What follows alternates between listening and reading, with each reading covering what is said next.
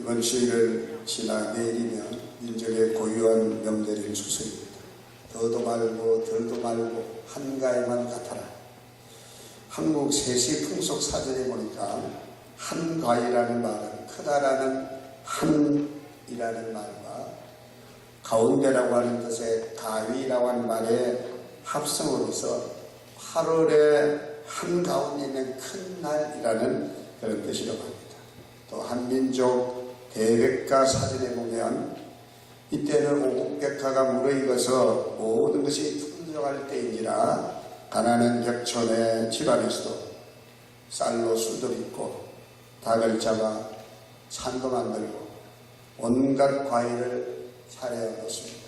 이때만은 평생에 구경도 못할 본 것들이 거듭하며 모든 것이 풍족합니다. 그래서 더도 말고 덜도 말고 한가위만 같아라, 그런 말이 유래되었다고 합니다. 추석 명절을 맞아서 여러분의 가지고 하시는 모든 일들 가운데 더도 말고 덜도 말고 한가위만 갖게 되기를 축복합니다. 오늘 이 시간에는 읽어드린 본문의 말씀을 통해서 하나님을 믿으라, 이런 제목으로 말씀드릴 때 많은 은혜가 되시기를 바랍니다. 오늘 이 말씀은 여러분이 잘 아시는 말씀이죠. 모세가 이스라엘 백성들을 데리고 출애굽한 지 이제 40년이 다 됐습니다. 가나안을 목전에 두고 가나안에 들어가야 될 이스라엘 백성들에게 하나님께서 모세를 통해 주시는 고별 설교 행수를 주신 세 편의 말씀이 신명이 있었는데, 오늘 읽어드린 이 말씀은 민수기 13장과 14장에 나오는 말씀을 회상하면서 주시는 말씀입니다. 바란 광야 가데스라는 곳에 이르러서 12명의 정탐꾼을 택하여 하나님이 약속하신 가나안 땅을 정탐하고 오도록 하나님이 모세에게 말씀하시는데, 하나님의 말씀을 따라 그 12명의 정탐꾼을 보내서 40일 동안 다 두루 살펴보고 온 연후에 그들로 하여금 백성들 앞에서 보고를 하게 됩니다. 바로 그 상황을 염두에 두고 오늘 주신 말씀이 기록되고 있는 것입니다. 10명의 정탐꾼이 이제 그 하나님이 약속한 적과 꿀이 흐르는 땅을 압평을 합니다. 그러면서 또 모세를 원망합니다. 저곳에는 장대 같은 아낙 자손이 있고 우리는 메뚜기와 같은데 우리를 애굽에 그냥 둬서 살게 하지 왜 이곳까지 끌고 와서 저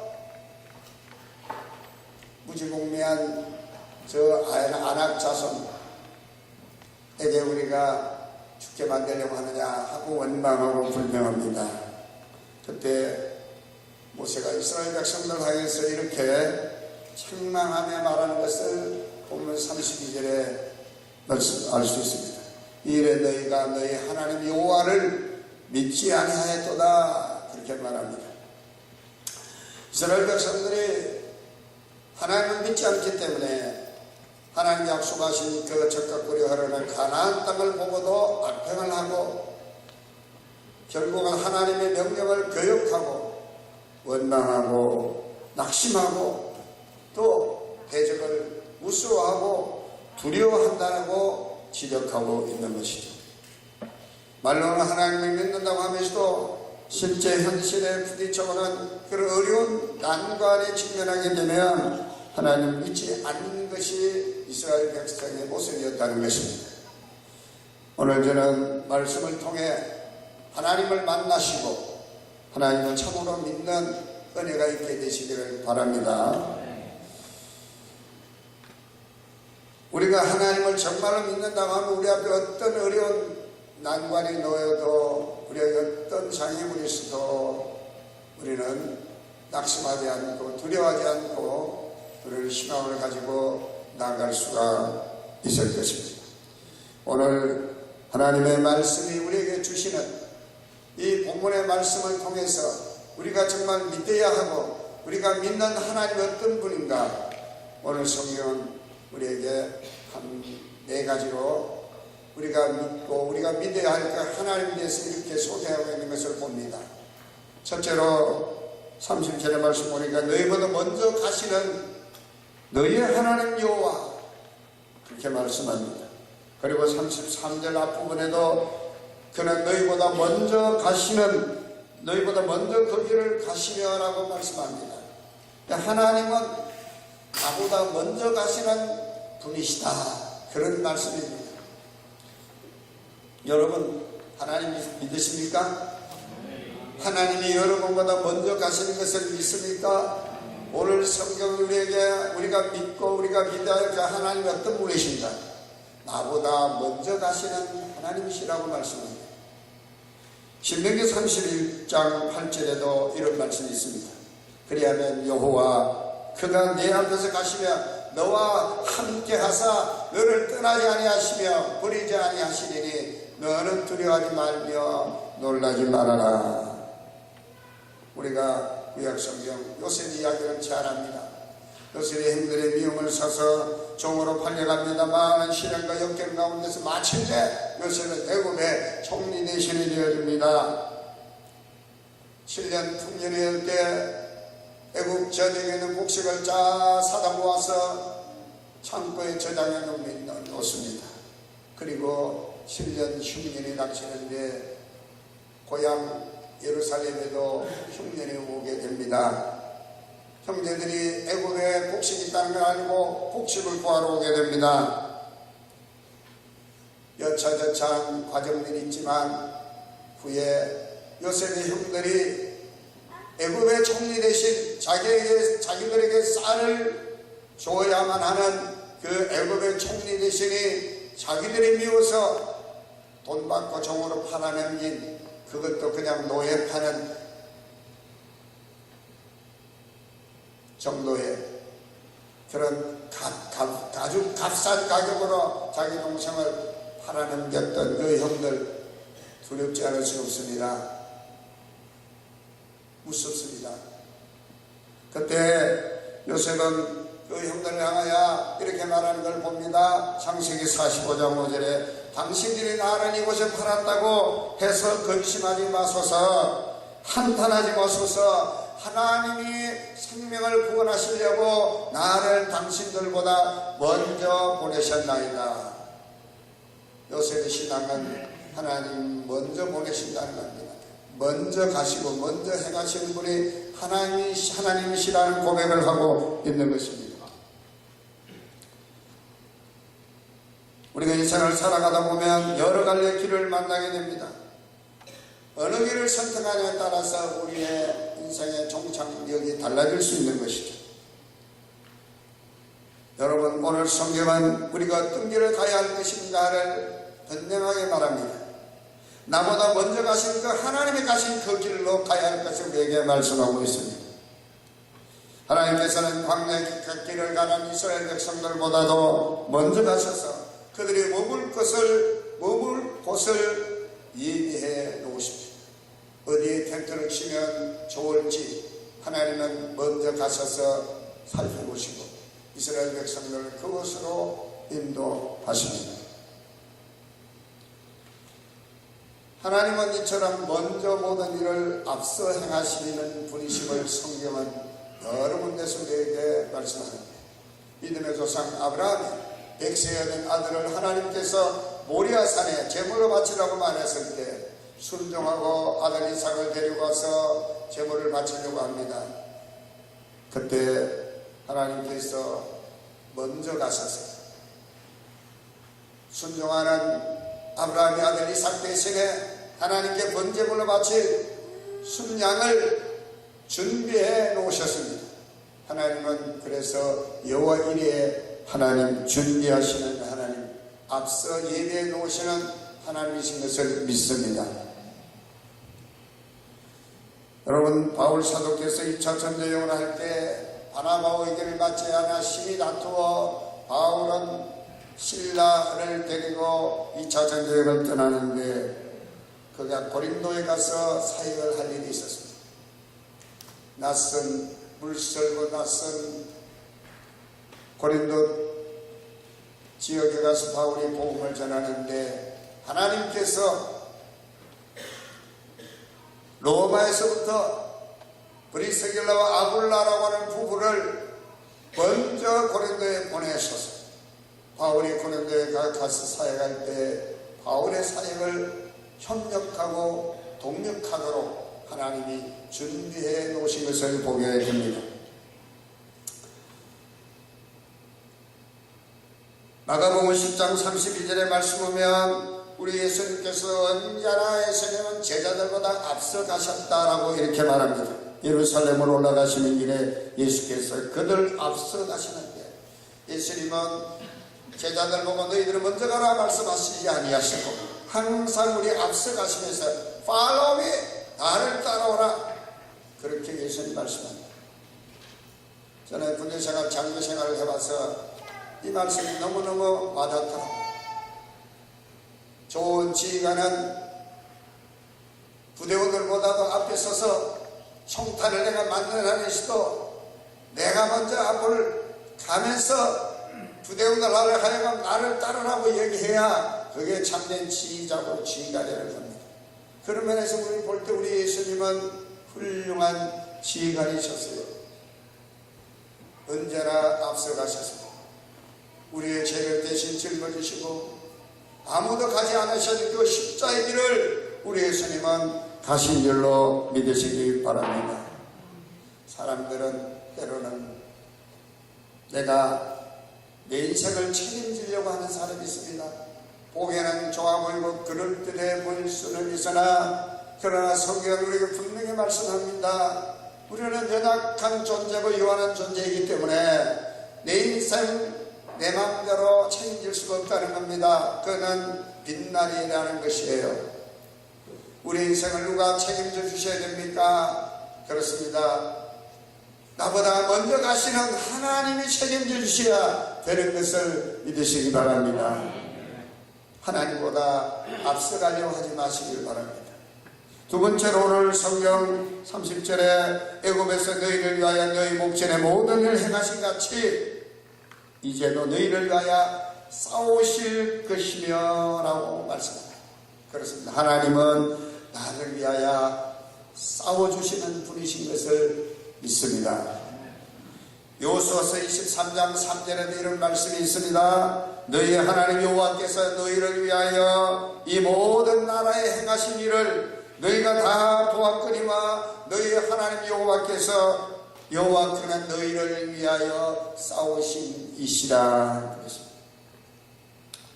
사무엘상서 17장 47절의 말씀 보면 목동 다윗 어린 다윗이 블레셋의 거인 골리앗 앞에 나가 이렇게 외치는 것을 봅니다. 여호와의 구원하심이 칼과 창이 있지 아니함을 이 무리에게 알게 하리라. 전쟁은 여호와께 속한 것이며 그가 너희를 우리 손에 넘기시겠다. 여러분, 저는 어릴 때 형제들이 많았어요. 제 위에 저하고 10살 차이. 감히 저를 건드리는 애들이 없었어요. 그래서 저는 보통 3, 4살 저보다 나이 많은 애들이 다 제 친구예요. 형하고 나이 차이가 많으니까 형이 꽤 중국을 썼던 형이에요. 그러니까 저는 그 형이 항상 저에게 큰 힘이 됐어요. 왜냐하면 내가 당할 것 같으면 와서 대신 싸워주면 이기니까. 안 믿으시는 문제예요. 여러분, 약자가 되어서 내가 당하게 될 때 누가 내게 와서 힘이 되어줘서 나를 대신에 싸워줄 때 여러분 굉장히 힘이 되고 용기가 되는 겁니다. 위로가 되죠. 가족이라는 게 뭡니까? 추석 명절 때 가족들이 다 만나잖아요. 가족이 뭡니까? 어떤 형편에서도 내 편이 되어 나를 응원해 줄 수 있는 사람들, 그들이 바로 가족인 것을 믿으시길 바랍니다. 가족이 있다는 게 너무너무 좋은 거예요. 가족을 소중히 알고 가족 간의 우애와 사랑을 잘 나누시는 여러분 되시기를 바랍니다. 여러분 시편 118편 6절로 7절 말씀 보면 하나님은 내 편이시라고 고백하고 있는 것을 봅니다. 여호와는 내 편이시라 내가 두려워하지 아니하리니 사람이 내게 어찌할꼬. 여호와는 내 편이 돼서 나를 돕는 자 중에 계시니 그러므로 나를 미워하는 자들에게 보호하시는 것을 내가 보겠다. 하나님께서 내 편이 되신다는 겁니다. 나를 도와주시겠다는 겁니다. 나를 대신해서 싸워주시겠다고 하나님 말씀하고 계십니다. 여러분 우리가 인생을 살아가면서 우리 앞에 놓이는 적들이 있을 수 있어요. 또 우리 앞에 우리를 가로막는 어떤 장애물들이 있을 수 있어요. 그러나 걱정하지 마세요. 하나님이 나를 대신해서 싸워주십니다. 그러면 골리앗도 다윗의 돌멩이 하나에 쓰러지는 것처럼 쓰러지고 마는 것입니다. 여러분 앞에 놓인 어떤 거침돌, 걸림돌도 하나님이 대신해 주시면은 축복의 디딤돌이 되어지는 것을 믿으시면 아멘 하십시다. 세 번째로 본문 31절에는 사람이 자기 아들을 안는 것 같이 너희의 하나님 여호와께서 너희가 걸어온 길에서 너희를 안으사 이곳까지 이르게 하셨다라고 말합니다.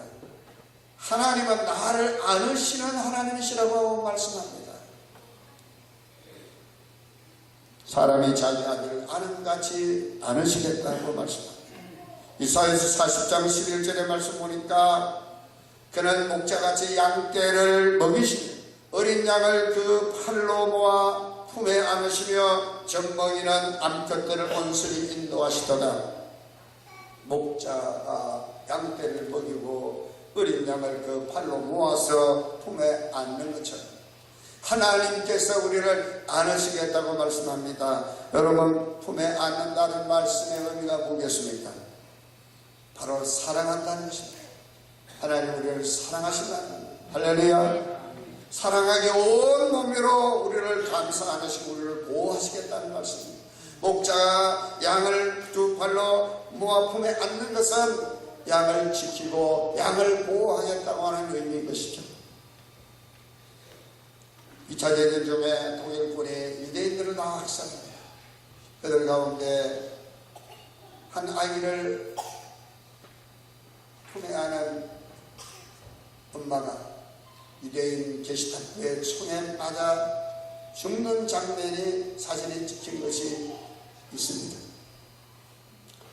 독일군이 그 엄마를 향해서 아이를 향해 총을 쏠 때 그 엄마는 아이를 품에 안고 등을 뒤로 돌려서 그 독일군의 총에 맞아 쓰러집니다.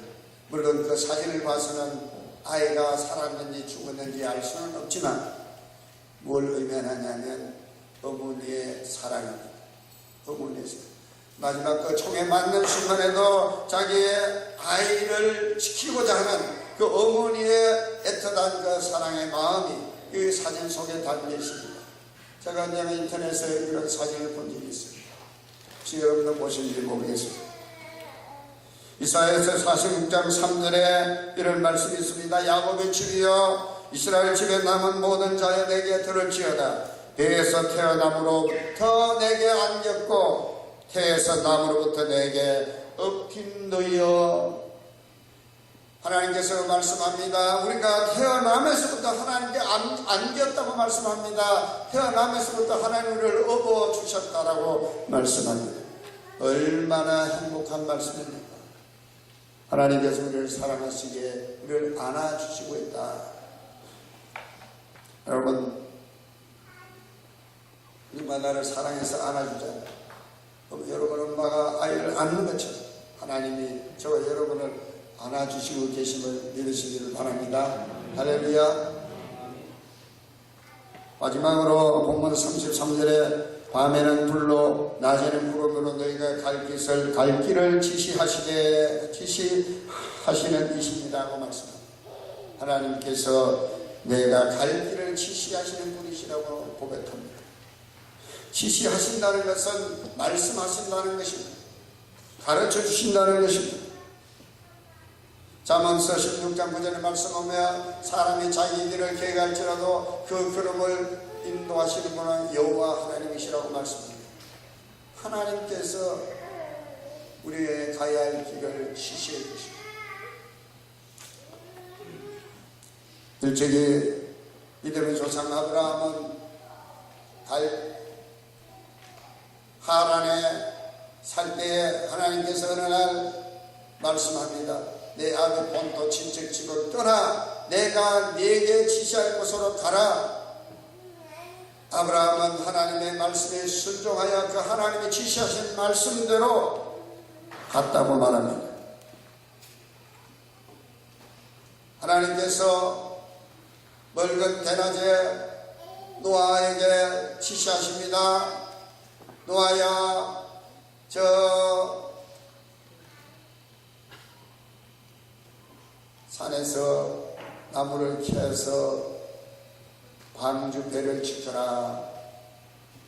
노아는 하나님의 지시하심을 듣고 아무 변명도 없이 아무 저항도 없이 그대로 순종하고 배를 만들기 시작합니다. 사람들이 조롱하고 사람들이 웃고 능력하지만 하나님께서 지시하시기 때문에 방주를 짓습니다. 시내산에서 40일 하나님께서 40일 금식하고 기도한 후에 하나님께 주시는 십계명과 율법을 가지고 내려오는 이 모세에게 하나님께서 성막을 짓도록 하여라 하고 하나님 지시하십니다. 모세는 그 하나님의 지시하심에 순종하고 성막을 짓고 그 성막을 채우는 것을 보게 됩니다. 여러분, 하나님의 지시하심, 하나님이 말씀하셔서 우리에게 가르쳐 주심을 여러분이 정말 믿는다고 하면 여러분은 어떤 자세를 취하겠습니까? 하나님이 내게 갈 길을 지시하시는 분이라고 하는 것을 우리가 알면 하나님은 어찌 믿지 않을 수가 있겠으며 어찌 하나님 하시는 말씀을 순종치 아니할 수가 있겠습니까? 이스라엘 백성들을 낮에는 구름 기둥으로 밤에는 불로 그들의 갈 길을 인도해 주신 것처럼 하나님께서 우리의 갈 길을 인도해 주신다고 하면 여러분, 우리는 하나님 앞에 모든 걸 맡기고 하나님 나의 갈 길을 하나님이 지시해 주십시오 하고 우리는 기도하지 않을 수 없을 것입니다. 이제 말씀을 정리하겠습니다. 하나님은 나보다 먼저 가셔서 예비하시는 분이신 줄로 믿습니다. 하나님은 나를 위해서 언제나 싸워주시는 분이십니다. 하나님은 나를 안아주시는 분이십니다. 하나님은 내가 갈 길을 내비게이트, 나의 갈 길을 안내하고 지도해 주시고 인도해 주시는 분이십니다. 여러분의 가는 길에 하나님의 예비하심과 도우심과 보호하심과 인도하심 그리고 성리케 하심이 함께 하시는 되기를 주님의 이름으로 축복합니다. 그토록 이번 추석에 여러분의 부모, 형제, 여러분 일가 친지들 혹 만나게 될 때 이런 말을 했으면 좋겠습니다. 한번 따라하겠습니다. 힘을 내세요. 하나님을 믿으세요. 찬양을 한 곡 부르겠습니다. 하나님께로 더 가까이.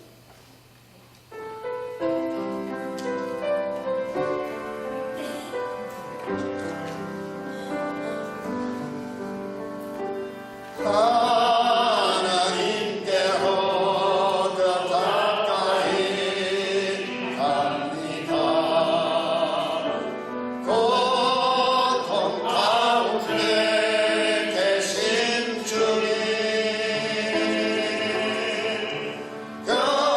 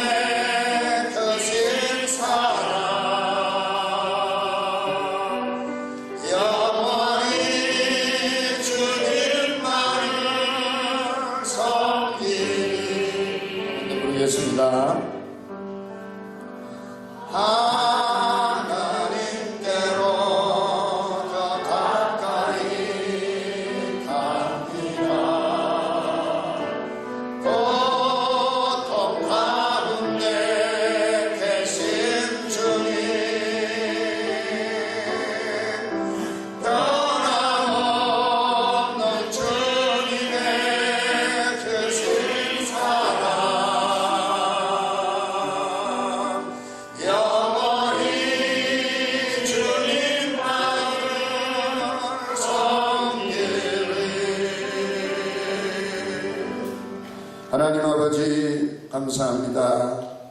아무리 오늘 우리가 살아가고 있는 이 현실이 힘들고 어렵다 할지라도 현실만 바라보고 탄식하거나 낙심하지 않게 하시고 살아계시는 하나님을 믿고 용기 있게 나갈 수 있도록 도와주옵소서.